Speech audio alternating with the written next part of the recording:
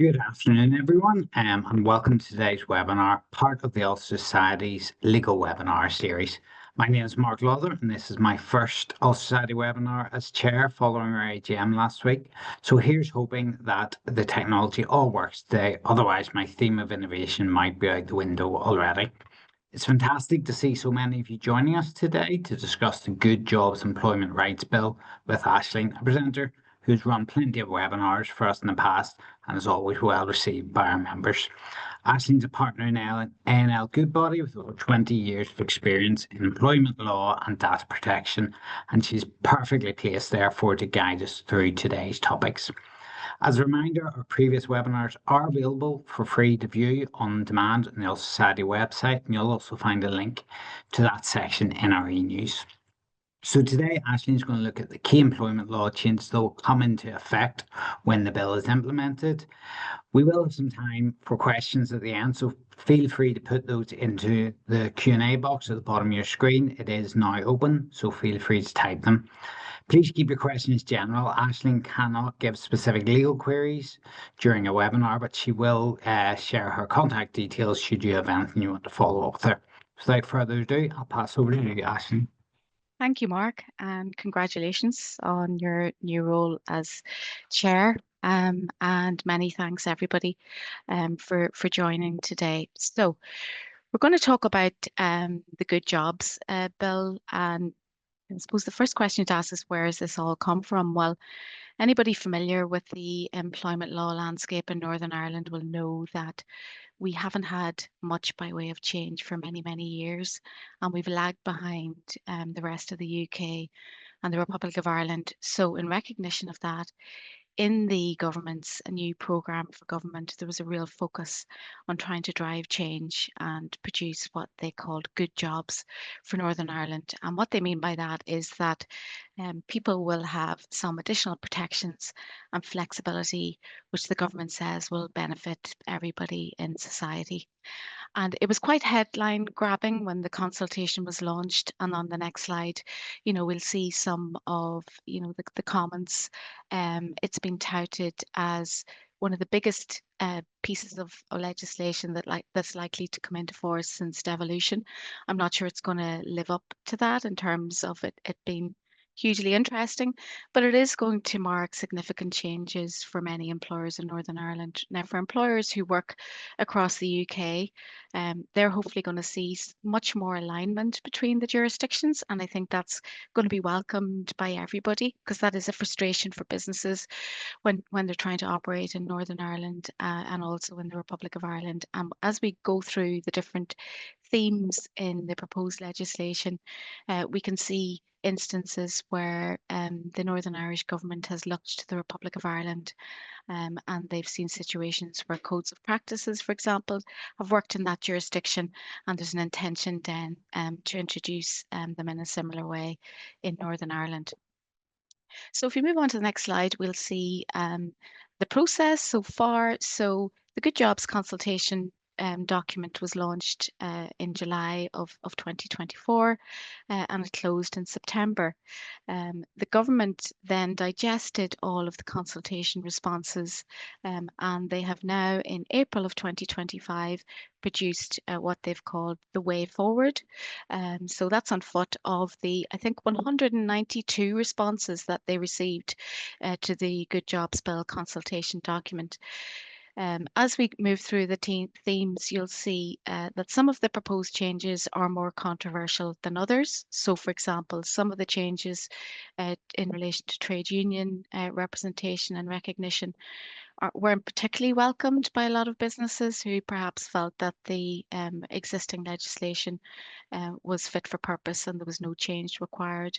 Whereas some changes in relation to flexible working, for example, bring us more in line with the rest of the UK and are perhaps less controversial. It was originally promised that we would have draft legislation in March of 2025, but that ship has sailed, and now we're looking at an extended timescale for the introduction of proposed legislation, most likely going to be 2026, and perhaps even 2027. But change is definitely on the way, and when we look at the next slide, we'll see what the consultation covered. So broad spectrum of employment rights, following four key themes.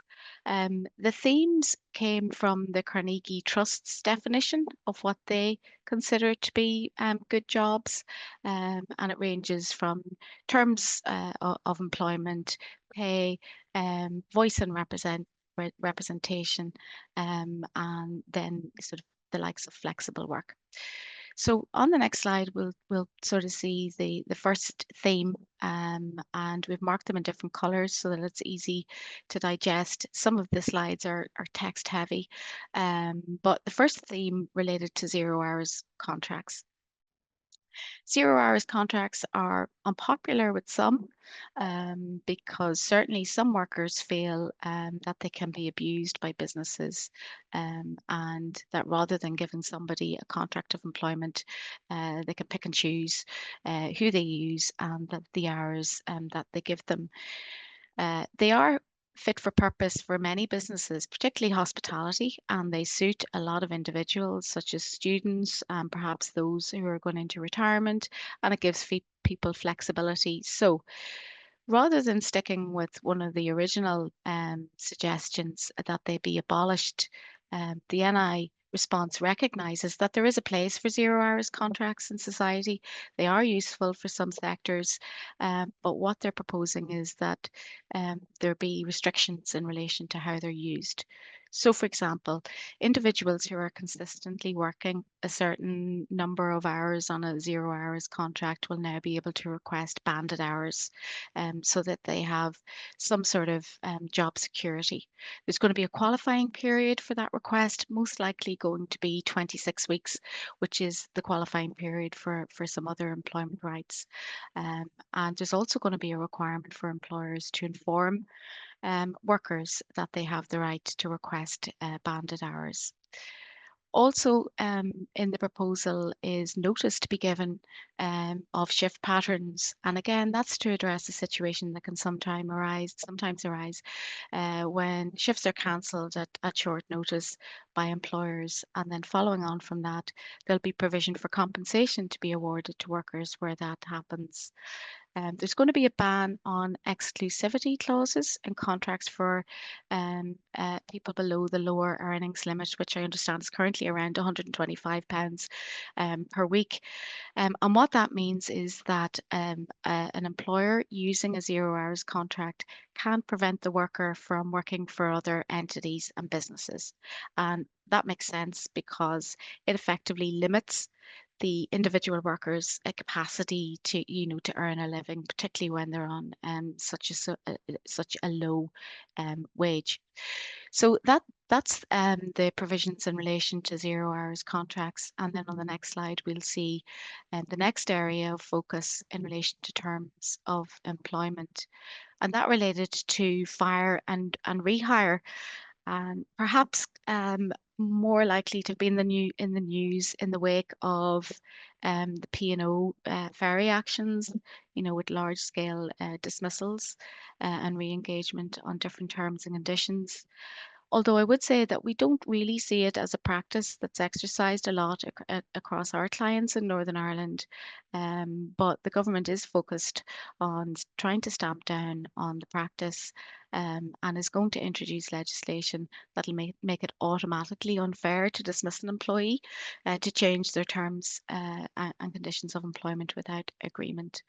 There will be a get out for employers who are acting in response to immediate financial difficulty. And again, that makes sense from a practical point of view. There will sometimes rarely be situations where an employer needs to act quickly and terminate and rehire where they're in a dire situation. So for the most part, the changes are probably quite sensible, not altering the practice of fire and rehire altogether, but making it a little bit more difficult for employers. Um, we would never really advise an employer to adopt this practice. It's always really the last resort in a situation. So again, as I say, I'm not sure how wide scale it is as a practice in the Northern Irish jurisdiction anyway. So the next slide we'll see the theme again under terms of employment, and this relates to redundancy. In a collective redundancy situation, there's an obligation to notify the Department for the Economy where you're proposing to make 20 or more employees redundant. And the sanction for a business in not doing that is a level 5 fine of £5,000. In the rest of the UK, there is the potential for personal liability of individuals within a business, office holders. So the NI government has decided to align itself more closely with the rest of the UK, and the plan is to introduce a similar provision in the proposed bill when it's introduced. And again, it probably makes sense. Most businesses will comply with this obligation to notify the department. So it's very rarely that you would ever see prosecutions for the failure, even across the rest of the UK. So the next slide deals with, again, terms of employment and the written statement of particulars for employees and workers. So currently under Article 33 of the Employment Rights NI Order 1996, the fact that I'm talking about an NI Order of 1996, which is still applicable, gives you some idea as to how little change there's been from a legislative perspective in Northern Ireland. So the current obligation on employers to provide a statutory statement is under the 1996 order, but the obligation is only to give a statement to employees. And so workers will find themselves in a situation where they have no entitlement to any type of written statement which outlines the terms on which they're going to work. Now, many employers and businesses in Northern Ireland will adopt good practice and provide that statement to workers anyway, but it is going to be put on a statutory footing now in the new bill. And that is also going to be a day one requirement. So again, going back to the 1996 order, and the current requirement is to give that statutory statement of particulars within 2 months of starting employment, which sounds like an awful long time. Again, many employers and most of our clients would do that immediately, but there's going to be no provision to do that. It's going to be a day one requirement on the part of employers. And the information that will be included will be pay, working hours, and paid leave, and the right to join a trade union.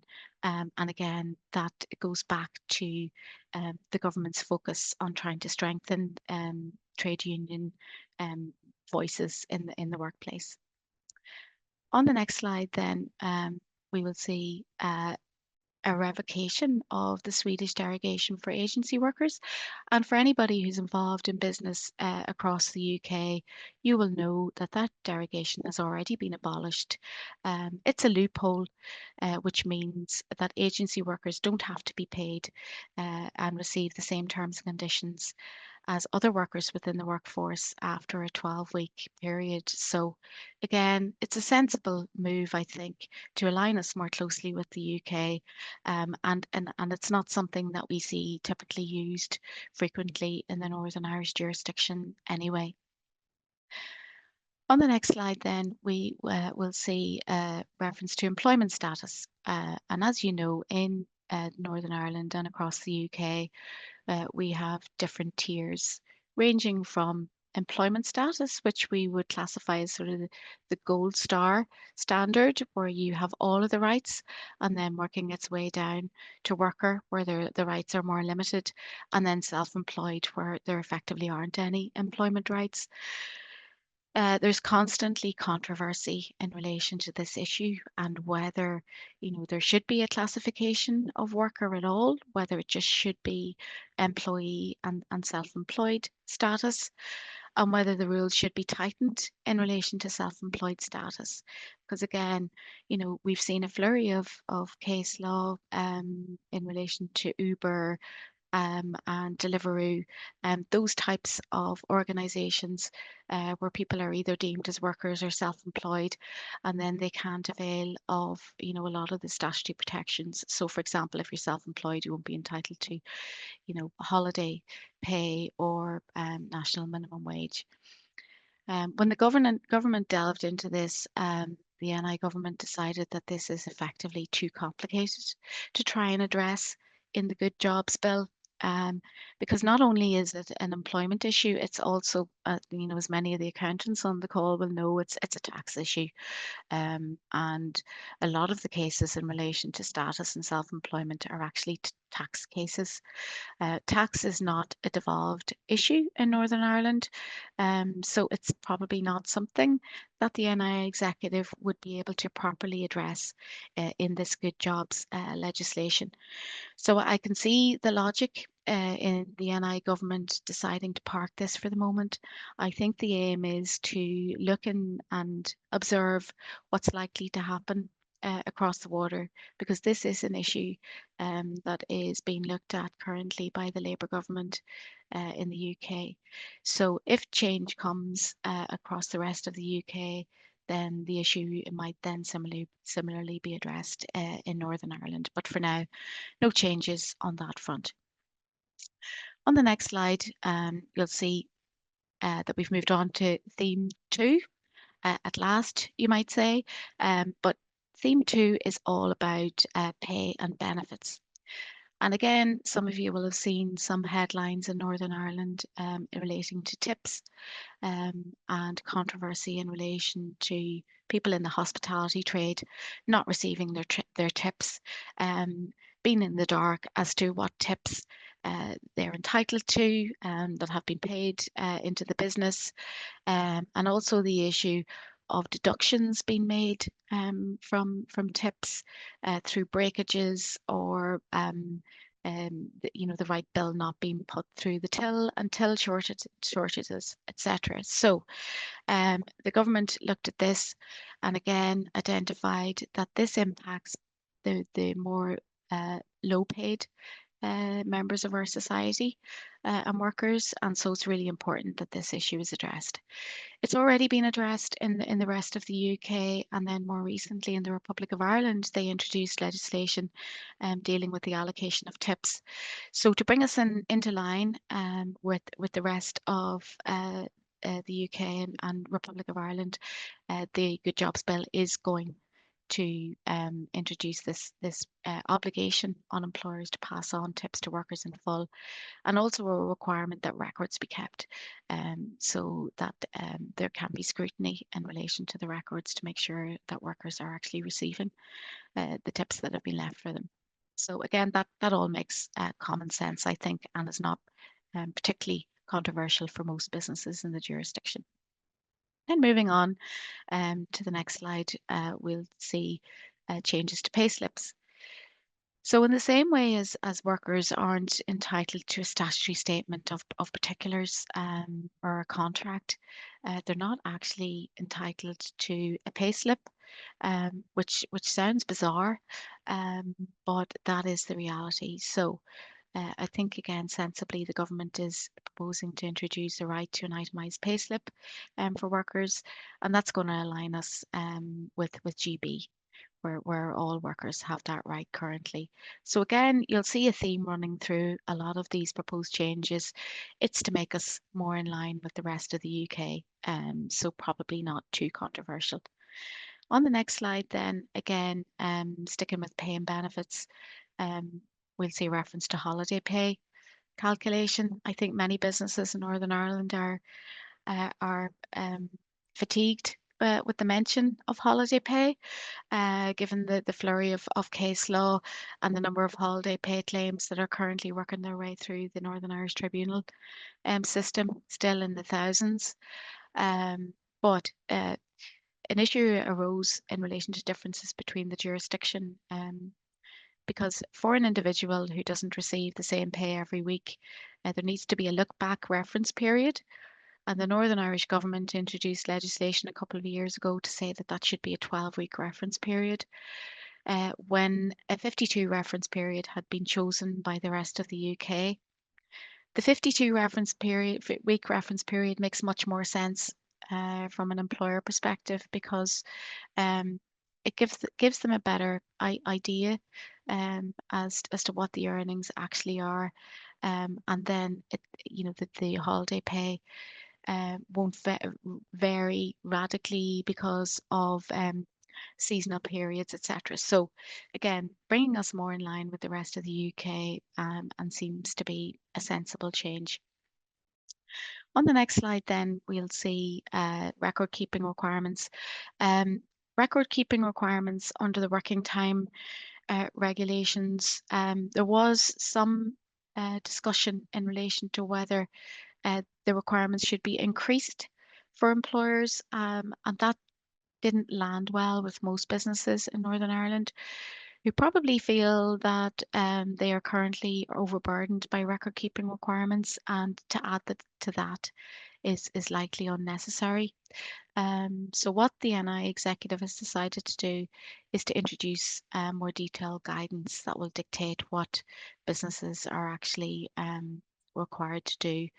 The GB legislation actually provides that the employers don't need to keep detailed records of workers' daily working hours if they can otherwise demonstrate adequate compliance with the working time regulations. But that provision hasn't been replicated, or isn't going to be replicated in the new legislation. So on the next slide, again on theme 2, pay and benefits, we'll sort of see reference to the right to disconnect. And for anyone who's familiar with the Republic of Ireland regime, you'll have seen that the Irish government introduced a code of practice on the right to disconnect quite a few years ago, actually in 2021. And there was a proposal in the consultation that we cover this, and I think that's probably a reflection of how things have changed and the workplace has changed post-COVID, but it's not going to be put on a legislative footing. In the same way as the ROI government has done, the NI executive is going to introduce a statutory code of practice, and so within that, employers will then have an idea as to the boundaries in relation to contact outside normal working hours. But there is a recognition in the government response that there does need to be flexibility on both sides. So it's unlikely that it's going to be too prescriptive, but we'll need to see what that looks like when the code is eventually rolled out. On the next slide, then we're on to theme 3, a bit of a tongue twister, voice and representation. And in looking at feedback from different umbrella organisations, this is probably the most controversial piece of the Good Jobs consultation, because it speaks to enhancing the rights of trade unions within the workplace and increasing workplace access. A lot of businesses already think that the unions are powerful enough and there was no need to take any of these steps. But it was definitely quite a prominent section in the consultation. So even at consultation stage, it looked likely that there was going to be some changes in this regard. At the moment, NI trade unions have fairly limited rights of access to the workplace. They can be allowed access in collective redundancy situations and to accompany employees in disciplinary and grievance situations. But in terms of being able to access the workforce to recruit new members, there's currently no right for the trade unions to do that. So what the NI executive is proposing is that they will be granted some access, but it will be subject to it being reasonable. So entry at reasonable times. There had been a discussion as to whether there should be a micro business exemption. So for example, small employers wouldn't be required to grant this, but that hasn't been taken forward. So there isn't going to be any exemption for small businesses when the legislation comes in.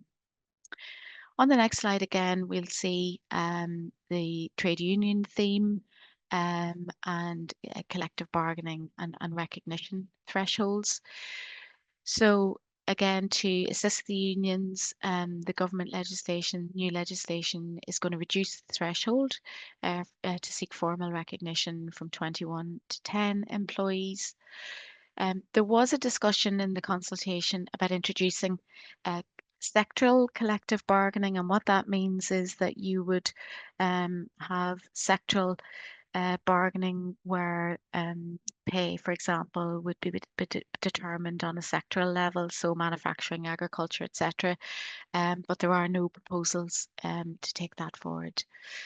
And then similarly, in relation to industrial action notice, there's a 7-day notice requirement for unions to give in relation to proposed industrial action. And the proposal to reduce that to 5 days, even though it was quite a small reduction, was not popular because businesses, I think, already felt that 7 days notice didn't give them a whole lot of time to prepare for industrial action. So that change is not going to be brought forward in the new legislation. A sensible change is going to be provision for electronic balloting. At the moment, we're still in the dark ages, so ballots are done, physically by way of paper ballot for industrial action. So that's going to move with the times, and there's going to be provision for electronic balloting, and I don't think that's particularly controversial. In terms of changes to protection for representatives and for employees taking part in industrial action, no change in the protection for trade union representatives, but there is going to be a change for employees taking part in industrial action. And currently, there's a protection for 12 weeks after they take part in industrial action. And beyond that, then I think the employer can take action within limits, of course. But that 12-week limit is going to be abolished. So there isn't going to be a limit at all in the new legislation. On the next slide, then, we'll see, again, sticking with the theme of voice and representation. CIPP, transfer of undertakings regulations. We still operate under the CIPP regulations of 2006 and the service provision change regulations, which are NI specific, of 2006. There have been multiple changes since then in the rest of the UK with 2014 regulations and different changes, largely to make the CIPP regs more user friendly, particularly for smaller employers and businesses. And I know that is a real problem in the NI jurisdiction with small businesses where they still have to adhere to all of the requirements in relation to elections and consultation with employees. But the NI executive has decided not to take forward those changes at the moment. Change may come eventually, but not in the current proposed legislation. Whistleblowing, the government is going to take forward a change, and anybody familiar with whistleblowing legislation will know that if a worker is not comfortable raising whistleblowing issues with their employer, they can go to what's called a prescribed person, and typically that will be the likes of the ICO or the FCA, and there is a list of prescribed persons under legislation. The problem for the NI executive is that they don't have any information or statistics in relation to the number of whistleblowing complaints that are escalated to prescribed organisations, which is a little bit of a problem because we can't really assess how the legislation is working and how many prescribed organisations are having to deal with whistleblowing complaints. Now, of course, they could self-report, but the NI executive has decided to require prescribed organisations to make a publicly available annual report, which again, appears to be sensible and will hopefully not be too onerous for those organisations. So on the next slide, move on to theme 4, which is work-life balance.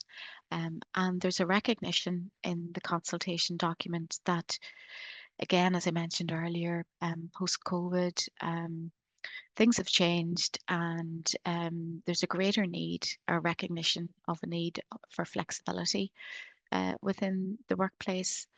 And the first point that they looked at was flexible working. And again, we operate under very old flexible working provisions. They were inserted into the Employment Rights NI Order of 1996, but there have been a number of changes in the UK since we in Northern Ireland introduced flexible working, which we haven't adopted. So we have quite a prescriptive process that people need to go through if they're going through, a formal flexible working application. Now, it has to be said that many employers will be very reasonable and won't even sometimes require that. They will come to an agreement and arrangement with employees without having to go through this process. But with any more controversial application for flexible working, there's a detailed process with certain timescales, for responses and meetings. That part of the legislation isn't going to change, but the requirement for an employee to have 26 weeks qualifying service before they make a flexible working application is going to be removed. So effectively, it then becomes a day one right. So you could have an individual start work with you on a Monday, and they could ask you for a flexible working pattern on a Wednesday, and you would now have to address it under the new proposed legislation. And that aligns us with the rest of the UK. And they've removed that qualifying service requirement in 2024. So again, we're moving more closely to what the situation is in the rest of the UK, although it's likely that we're still going to retain that detailed prescriptive process for flexible working applications. Currently, an individual is only permitted to make one flexible working request in a 12-month period. And sometimes circumstances change for individuals. Most employers will be sympathetic if that happens, and they will operate outside the legislation and normally be able to come to an agreement. But again, for controversial situations, employees are now going to be permitted to make two flexible working requests in any 12-month period. Currently, employees are required to address the issue as to how it's going to impact the flexible working pattern is going to impact the employer. And there are 8 grounds on which an employer can currently decline a flexible working request. For example, the inability to reallocate duties amongst the existing workforce or meet the needs of their clients, etc. So the requirement for the employee to address that uh, in their application will be removed. The employer will still have to give their reasons if they're going to decline a request. But the change that's going to be introduced is that will need to be a reasonable reason to decline that request. So on the next slide then, we'll see other changes that are going to be introduced. One of them is the facility for carers to take leave, and most of us on this webinar will have seen the statistics in relation to unpaid carers in Northern Ireland. Huge numbers of people in the workforce have caring responsibilities outside work, whether that may be for elderly or older relatives or children or family members who are ill or dependents who are ill, etc. So the NI executive has recognised that they need to bring in some sort of entitlement for carers. It's not going to be particularly long, and that it's only going to be 1 week in any 12-month period. And there was a discussion as to whether this should be a paid or an unpaid right. And currently, there's going to be no statutory payment attached to that. It's currently looking like it's going to be unpaid. And again, that was one of perhaps the more controversial parts in the consultation, where there was a suggestion that it would be paid. A lot of small employers saying that, that was going to introduce an additional financial burden that they didn't need, with rising costs and rising national insurance hikes, etc., that this was just going to add on to their cost line. So a lot of businesses will be relieved to know that that's not going to be paid at the moment. Another change relates to neonatal care leave and pay.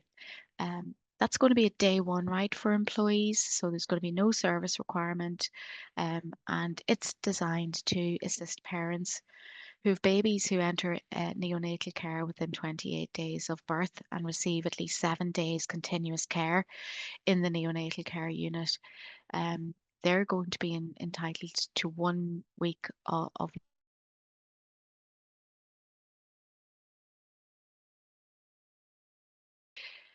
and again, I think a recognition by the NI executive that parents in this situation are in a really difficult predicament, particularly when maternity leave is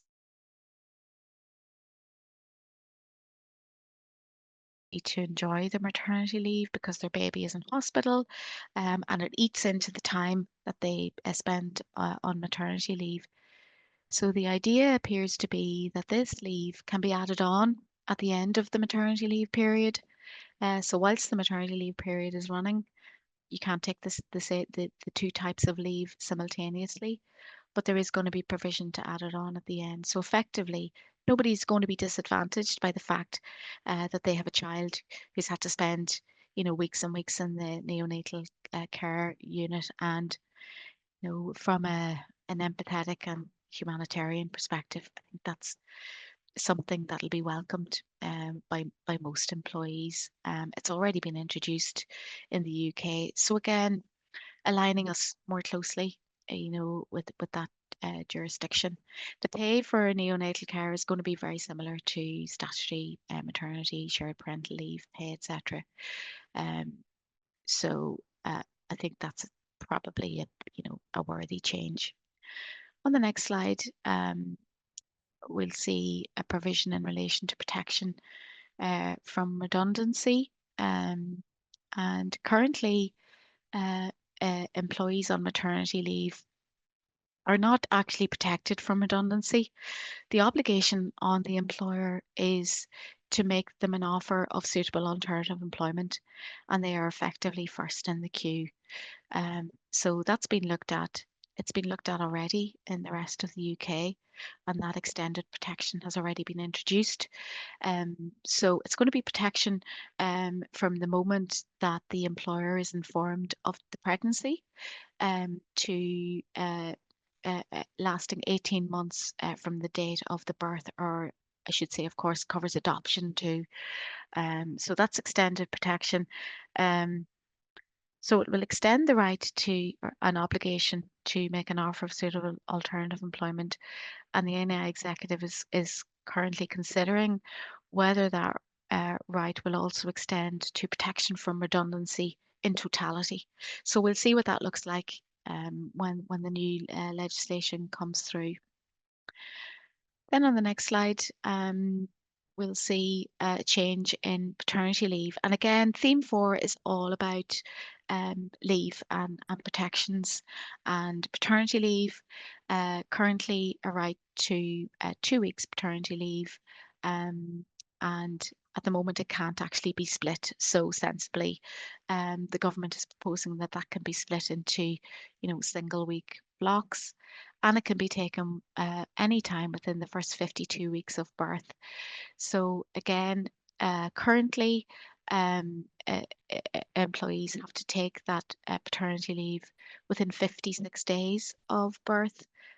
So it gives a much wider scope to be able to avail of that paternity leave at a later date.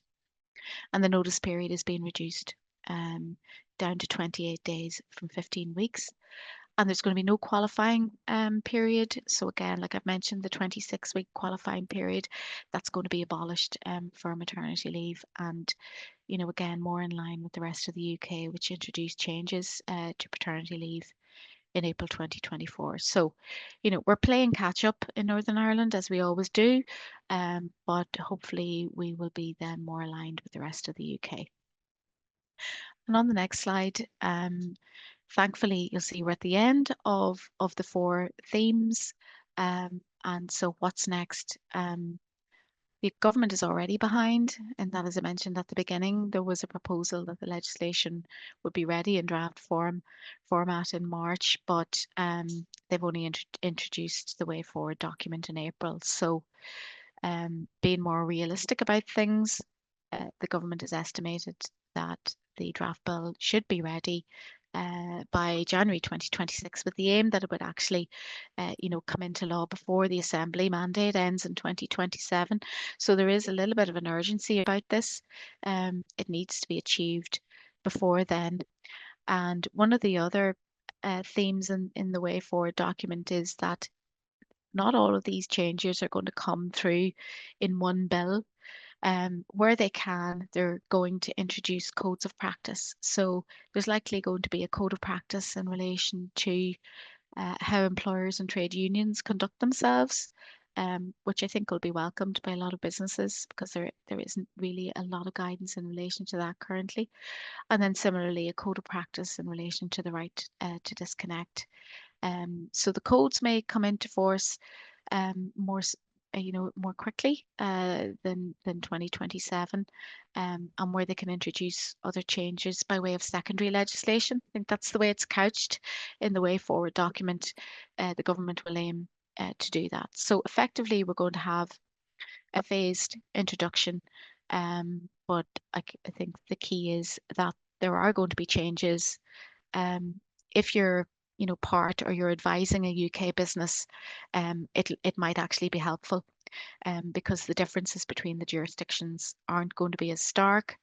If you're an NI business, there will be a need to dig out the handbook, and update things and familiarize yourselves with the changes and how they're going to impact on the workforce. And there will then, of course, be a need, if you rely on workers, you'll have to address the statutory statement issue and things like that. So, there will be a bit of work to do, no doubt, but watch this space in relation to what the legislation actually looks like. So I think on the next slide, we're actually at the end of the session, so we've got a little bit of time for questions, Mark. Yeah, no, thank you. And that was very insightful. So great to hear from you on that. There's a couple of questions we have in, so I'll maybe put them to you as we have a bit of time here.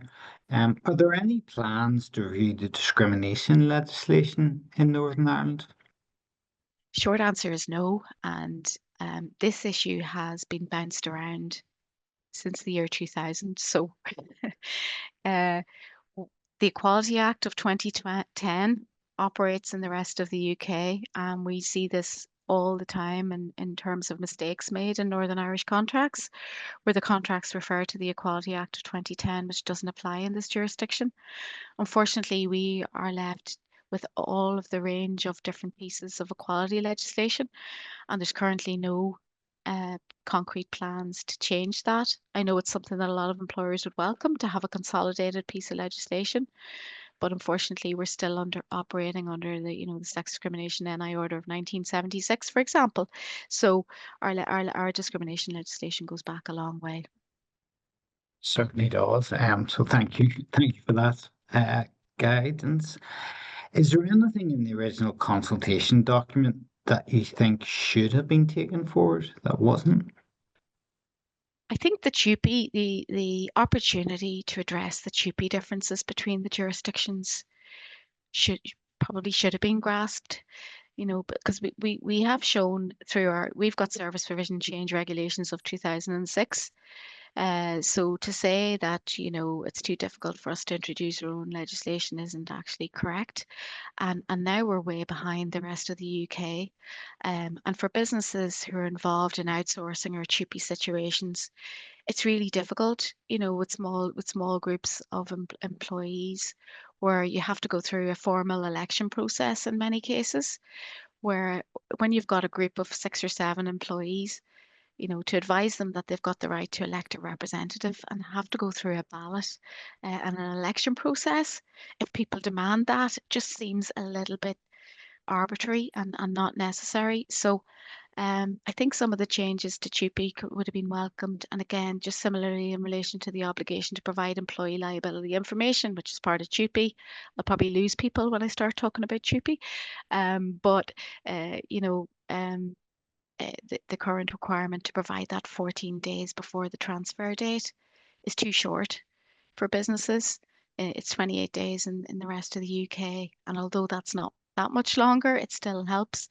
So there are little changes to CIPP that I think could definitely help the business world in Northern Ireland, certainly. And maybe this question's a good follow-up to that. How much of a burden do you think these new plans represent for employers in Northern Ireland?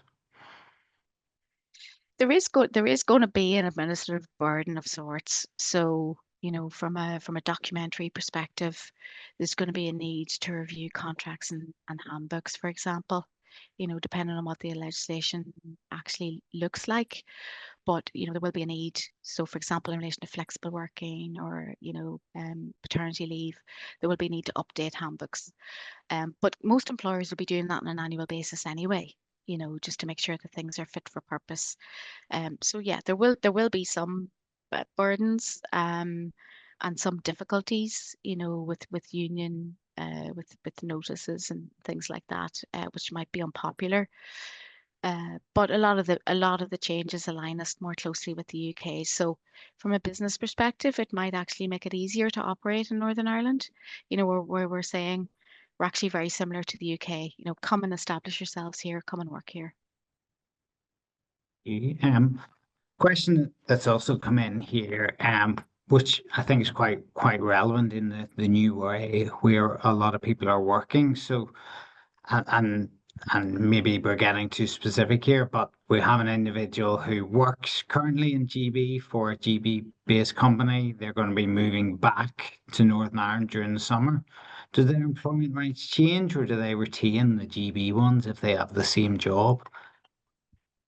Yes, so they'll probably remain on the GB contract of employment. But when they are situated in the NI jurisdiction, if they're working here on a full-time basis, they would be entitled to the protections under Northern Irish law.